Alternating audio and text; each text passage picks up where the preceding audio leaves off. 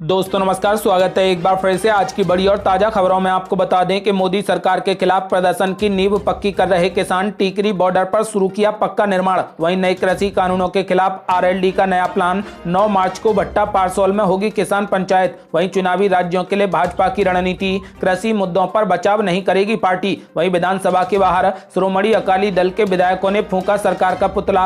आम आदमी पार्टी ने भी किया प्रदर्शन। वहीं चुनावी राज्यों में 72 घंटे के भीतर पेट्रोल पंप से हटाई जाएंगी पीएम मोदी की तस्वीर। इलेक्शन कमीशन ने दिया निर्देश। वहीं बंगाल में ममता बनर्जी को लगा बड़ा झटका। भाजपा में शामिल हुए टीएमसी के 4 बड़े नेता। वहीं 5 मार्च को जारी होगी टीएमसी के उम्मीदवारों की लिस्ट। सभी 294 सीटों पर एक साथ होगा ऐलान। वहीं उद्धव का भाजपा पर तगड़ा हमला। बोले केवल भारत माता की जय कहने से आप देशभक्त नहीं बन जाएंगे। वहीं नितिन गडकरी का बड़ा ऐलान। बोले वोटिंग के दिन कमल का बटन दबाना, दीदी को लगेगा करंट। वहीं गुलाम नबी आजाद का पुतला जलाने वाले कांग्रेस कार्यकर्ताओं पर कार्रवाई की उठी मांग। और भी बड़ी खबरों को जानने के लिए वीडियो को लाइक कर दें, चैनल को सब्सक्राइब कर लें और घंटी बटन जरूर दबा दें। वहीं पहली बड़ी खबर, मोदी सरकार के खिलाफ प्रदर्शन की नींव को और पक्का कर रहे किसान। टिकरी बॉर्डर पर शुरू किया पक्के कमरे बनाने का काम। जी आपको बता दें कि कृषि कानूनों को लेकर मोदी सरकार के खिलाफ प्रदर्शन की नींव को किसान और मजबूत करने में जुट गए हैं। कृषि कानूनों को रद्द किए जाने की मांग को लेकर 3 महीने से भी ज्यादा दिनों से यहां झज्जर दिल्ली सीमा के टिकरी बॉर्डर पर प्रदर्शन कर रहे किसानों ने अब पक्का निर्माण शुरू कर दिया है। हुड्डा खाप के किसानों ने टिकरी बॉर्डर पर पक्का निर्माण शुरू कर दिया। किसानों ने धरना स्थल पर पक्के कमरों की चिनाई का काम शुरू कर दिया है। किसानों की माने तो धरना स्थल पर बनाए जा रहे पक्के कमरों में कूलर और पंखे भी लगाए जाएंगे। किसानों ने यह भी बताया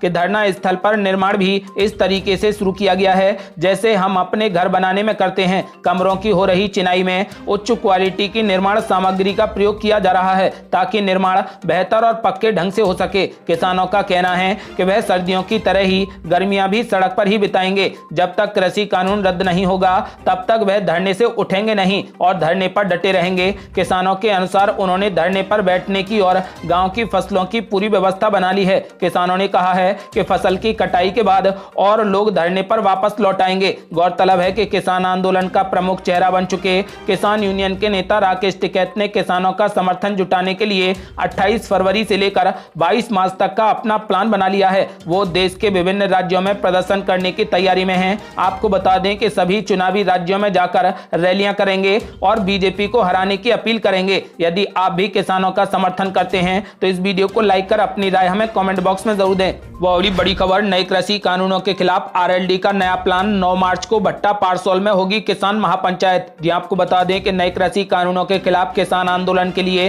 विभिन्न क्षेत्रों में किसानों के बीच जाकर पंचायत का आयोजन कर रही रालोद ने अब गौतम बुद्ध नगर जिले के भट्टा पारसौल में 9 मार्च को किसान महापंचायत के आयोजन का ऐलान कर दिया है। रालोद के युवा नेता जयंत चौधरी ने अपने फेसबुक पेज पर इसकी घोषणा कर जानकारी दी है। उन्होंने 4 मार्च से लेकर 20 मार्च तक आयोजित होने वाली सभी किसान महापंचायतों की जानकारी दी है। किसान आंदोलन में भट्टा पारसौल का विशेष स्थान है और यहां पर आयोजित होने जा रही इस किसान महापंचायत को भी अहम माना जा रहा है। पंचायत के लिए रालोद के पदाधिकारियों ने किसानों के बीच जनसंपर्क करना भी शुरू कर दिया है और स्थानीय किसान संगठनों को भी आंदोलन से जोड़ने के लिए संपर्क किया जा रहा है। इसके अलावा और भी रणनीति बनाई जा रही है। वहीं सरकार की तरफ से यह साफ कर दिया गया है कि कानून वापस नहीं होगा, लेकिन किसान भी सरकार से जल्द उनकी मांगों को मानने की अपील कर रहे हैं और सरकार को धमकी दी है कि जब तक सरकार कृषि कानून रद्द नहीं करती आंदोलन जारी रहेगा। वह बड़ी खबर, चुनावी राज्यों के लिए भाजपा की नई रणनीति, कृषि मुद्दों पर अपना बचाव नहीं करेगी पार्टी। जी आपको बता दें कि नए कृषि कानूनों का विरोध कर रहे किसान संगठन अब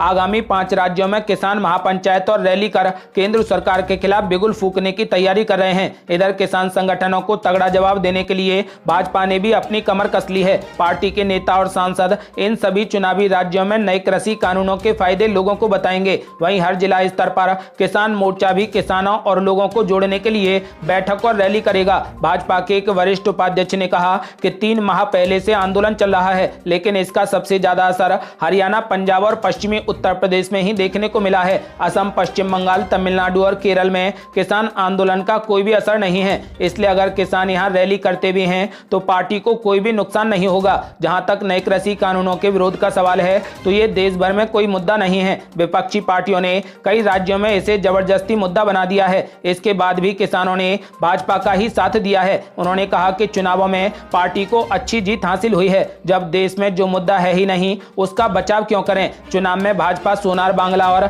विकास के मुद्दे पर ही फोकस रखेगी। भाजपा नेता के मुताबिक किसानों को लेकर हर राज्य की भाषा में एक किताब तैयार की जा रही है। इसमें कृषि कानूनों के फायदे बताए गए हैं। इसके अलावा भाजपा शासित राज्यों में किसानों के लिए क्या क्या कदम उठाए गए हैं वो भी लोगों को बताया जा रहा है। किसान नेता हनान मुल्ला ने कहा कि किसान संगठन जब पूरे देश में महापंचायत और रैली कर रहे हैं तो 5 चुनावी राज्यों को कैसे छोड़ सकते हैं। हम सभी राज्यों में जिस तरीके से अपनी बात किसानों और लोगों के बीच जाकर रख रहे हैं ठीक उसी तरीके से इन चुनावी राज्यों में भी रखेंगे। 15 मार्च को केरल में और 12 मार्च को पश्चिम बंगाल में विशाल रैली करेंगे। अब ये राज्य किसान संगठन तय करेंगे कि कितनी रैली कब और कहां होनी चाहिए। गौरतलब है कि संयुक्त किसान मोर्चा ने एक बड़ा ऐलान करते हुए कहा कि पश्चिम बंगाल में 12 मार्च को किसानों की विशाल रैली होगी। इसके अलावा बंगाल समेत उन सभी राज्यों में संयुक्त किसान मोर्चा भाजपा का विरोध करेगा जहां पर कुछ ही समय बाद चुनाव होने हैं। आपको बता दें कि संयुक्त किसान मोर्चा ने सभी किसानों से अपील की है कि वो बीजेपी को वोट ना दें। यदि आप भी किसानों का समर्थन करते हैं तो इस वीडियो को लाइक कर अपनी राय हमें कमेंट बॉक्स में जरूर दें। वो अगली बड़ी खबर, चुनावी राज्यों में 72 घंटे के भीतर पेट्रोल पंपों से हटाई जाएंगी पीएम मोदी की तस्वीर वाली होर्डिंग्स। इलेक्शन कमीशन ने दिया निर्देश। जी आपको बता दें कि पेट्रोल पंपों पर केंद्रीय योजनाओं के विज्ञापन वाली होर्डिंग्स में प्रधानमंत्री की तस्वीर का इस्तेमाल करना आदर्श आचार संहिता का उल्लंघन है। निर्वाचन आयोग के एक अधिकारी ने यह बात कही। भारतीय निर्वाचन आयोग ने पेट्रोल पंपों को 72 घंटे के भीतर प्रधानमंत्री की तस्वीर वाली होर्डिंग्स हटाने का कड़ा निर्देश दिया है। पश्चिम बंगाल में टीएमसी ने चुनाव आयोग से इसको लेकर शिकायत की थी। राज्य के मंत्री फरहाद हाकिम ने कहा था कि हमने पेट्रोल पंपों पर केंद्रीय योजनाओं के विज्ञापन वाली होर्डिंग्स में पीएम मोदी की तस्वीर हटाने के लिए चुनाव आयोग के हस्तक्षेप की मांग की है। पश्चिम बंगाल में मुख्य चुनाव अधिकारी कार्यालय के एक अधिकारी ने कहा कि ऐसे होर्डिंग्स में प्रधानमंत्री की तस्वीर का इस्तेमाल करना आदर्श आचार संहिता का उल्लंघन है। इससे पहले दिन में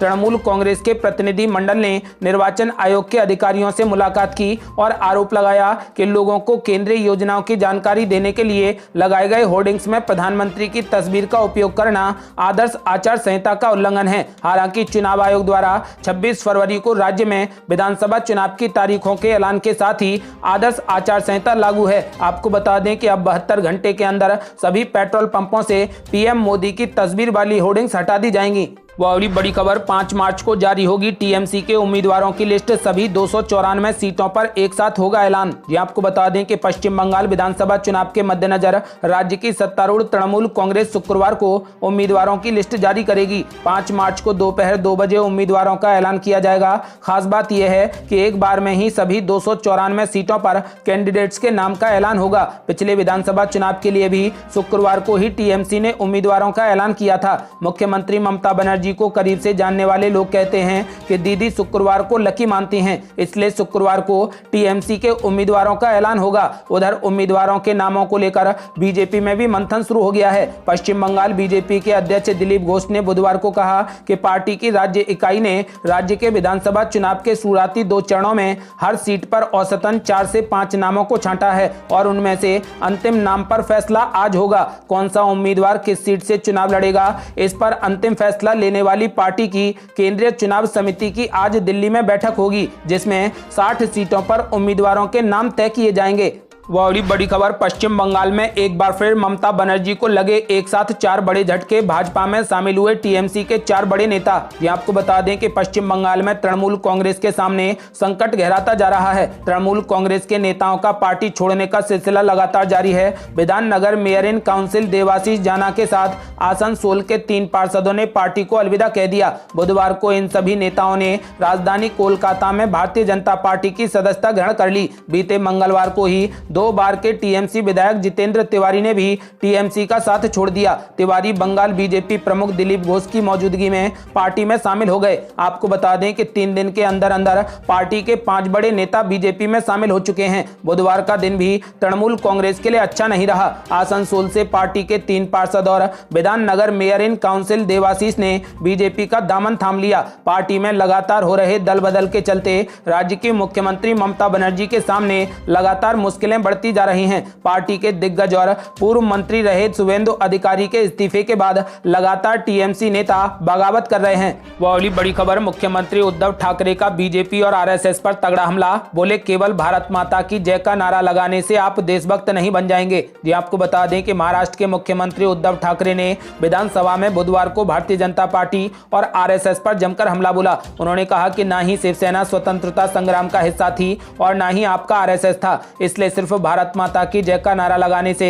आप देशभक्त नहीं बन जाओगे। उद्धव ठाकरे ने आगे कहा कि भाजपा हमें हिंदुत्व का पाठ न पढ़ाए। केंद्र सरकार पहले ये बताए कि हिंदुत्व विचारक विनायक दामोदर सावरकर को अब तक भारत रत्न क्यों नहीं दिया गया। केंद्र को 2 बार पत्र भेजा गया। भारत रत्न कौन देता है? ये अधिकार प्रधानमंत्री और समिति का है। आप सावरकर को भारत रत्न नहीं दे सकते और हमें नाम बदलने को लेकर उपदेश दे रहे हो। दरअसल भाजपा ने औरंगाबाद का नाम बदलकर संभाजी नगर करने में हो रही देरी पर शिवसेना पर तगड़ा निशाना साधा था। भाजपा ने आरोप लगाया था कि शिवसेना ने सत्ता में बने रहने के लिए हिंदुत्व की विचारधारा से समझौता किया है। उद्धव ठाकरे ने कहा कि दिल्ली की सीमा पर बैठे किसानों की राहों में केंद्र सरकार ने लोहे की कीलें लगवा दी, उनकी बिजली काट दी, पानी आपूर्ति बंद कर दी। केंद्र सरकार किसानों के साथ आतंकवादियों जैसा व्यवहार क्यों कर रही है? उद्धव ठाकरे ने कहा कि देश भाजपा की निजी संपत्ति नहीं है और आप भारत माता की जय का नारा लगाने से देशभक्त नहीं बन जाओगे।